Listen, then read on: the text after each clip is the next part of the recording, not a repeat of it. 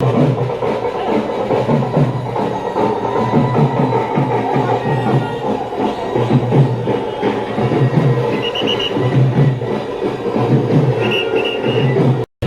వచ్చింది 36.3% మాత్రమే.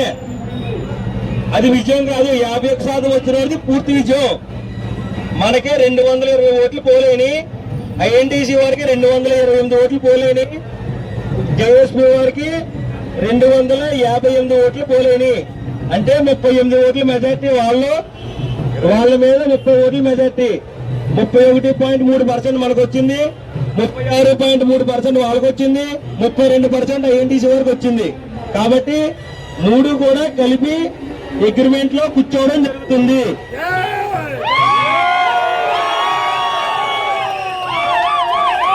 కమిటీలో, నెగోషియేషన్ కమిటీలో మన యూనియన్ తరఫున శ్రామికుల గురించి పోరాడే హక్కు కల్పించిన మన టీఎన్టీసీ కార్యక్రమాలందరికీ ధన్యవాదాలు. ఈరోజు మనం సింగిల్ గా పోటీ చేసి యువత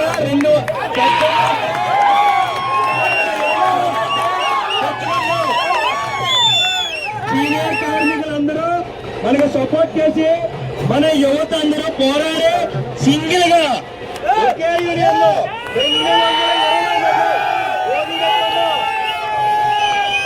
పక్కవారిని విమర్శించాలని కాదు, పక్కవారిని ఎప్పుడూ విమర్శించు.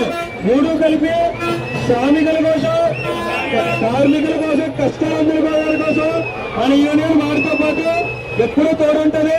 మనది పరాజయం కాదు, గుర్తుపెట్టుకోండి.